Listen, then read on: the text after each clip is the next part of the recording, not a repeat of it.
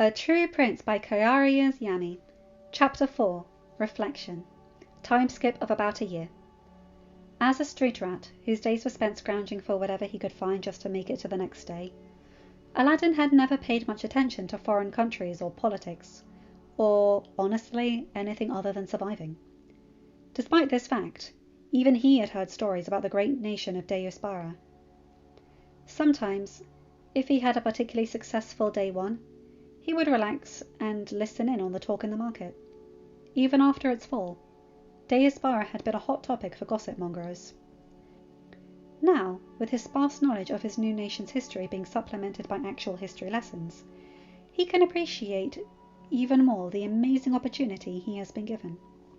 Deusbara was and remains a rich and prosperous nation, and it has been so for many centuries, due in large part to its close proximity to not only the ocean, making it ideal for trade, but also to the largest body of fresh water on the continent.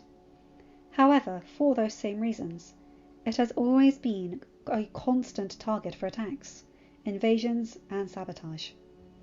There have been many hard times for the people of Deusbara, and many times the country had come so close to destruction, but they endured. In Aladdin's home reality, around the time of his birth, Deusbara had begun its fall due to a series of unfortunate and consecutive happenings. In the span of only a few years, the nation had been attacked, followed by a devastating drought and an invasion by an opportunistic neighbour. The country survived, but was in ruins, and when their beloved monarchs died without an heir not much later, in yet another war, morale hit an all-time low, and civil war raged for nearly 7 years. Eventually, there was nothing left of the once great nation, nothing except the hundreds of thousands of destitute, displaced citizens who were forced to flee to other kingdoms. Agrabah, as Deusbara's most peaceful neighbour, and with its soft sultan, had been most refugees' preferred destination. Now, though there remains many problems, such as frequent raids by bandits, unfair trade agreements by impatient and greedy neighbours, and crops that are still recovering from the long drought, now his people have someone. They have him, Aladdin, the once street rat, and though he struggles, no one can deny the good he has done in the near 2 years of his reign. He had asked Genie, not long after waking up in this new reality, and realizing where he was and about what exactly Aladdin's wish had done. How could a long-destroyed nation simply come back? What would happen if he ever returned to Agrabah? This was all an illusion, right? Genie's explanation had been complicated. Very much so, especially for the uneducated ex-street rat, but finally he had managed to somewhat understand things. At its most basic, what Genie had done was rewrite time itself. Aladdin, as he had been before, the street rat with no parents and only a small monkey for a friend, no longer exists. In fact, he never existed at all now. Anyone who had ever met him simply forgot he had ever lived, or rather, had never met him at all. Aladdin was shocked and a little distraught. Did someone take his place in history? Is there someone walking around with his life, but a different face and name, stealing in his place, running from the guards and meeting the beautiful Princess Jasmine instead of Aladdin? When asked, Genie just shrugged. I don't know, Al, he said. I've honestly never used my powers to this extent before. Seeing Aladdin's depressed slump at his words, Genie had tried his best to reassure his friend. But, Al, you're a unique person. Even if there is someone who exists in your place, he won't ever be you. So, despite his doubts and worries, and the times he wonders how good of a prince he actually is, despite all of the negative thoughts that crowd his head, he pushes through. He learns how to hold court, and how to manage the spoiled nobles who make up his court, and how to deal with the older, more hardened of those nobles, who are bitter that this upstart with no experience is now their better. He learns that, as much as he yearns to always be merciful, there are some things that force him to shed the kind person he had finally been able to become without fear.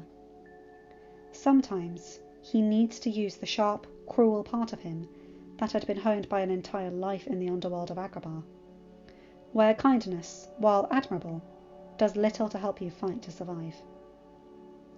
Aladdin wonders, sometimes, in the moments when he feels like he's an imposter, a fake, if his parents from his original life, who had died before he ever knew them, are alive here.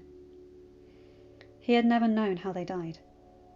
Maybe without him in their lives as a hindrance, they are still alive, happy. Maybe they have several not him children and live in a comfortable house and never have to worry about food. Or maybe they are still dead and his existence had no impact on their lives. Either way, there is no way he'll ever find out, not as a prince of another nation altogether, and not with his lack of knowledge of his parents' identity. He tries very hard not to think like that. He doesn't always succeed. He wonders if maybe Aladdin, the street rat, really was as worthless as people had always claimed. If anyone would have missed him. If there had been anyone to miss. He knows the answer. And so he never dwells on those thoughts for long. In these constant moments of hardship, when he feels like he can't do anything right and he's letting his people down, Aladdin can feel his wish at work. He can almost feel it seep into homes and families that have been destroyed, fold itself into the hugs between loved ones as they part and reunite. The nation mourns, for the feelings of loss can never be appeased by a wish. But now there is a solidarity within his nation, and maybe, without his wish, they could have survived these hard times.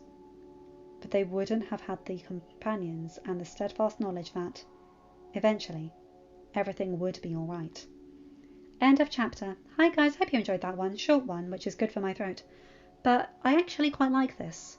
Aladdin needs to go through this because you don't have such a dramatic shift in your life, literally rewriting history, without having a bit of imposter syndrome.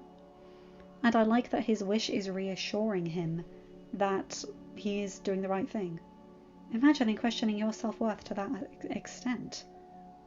Jeez, I don't envy the guy. But I like that his worth is being recognised by this wish.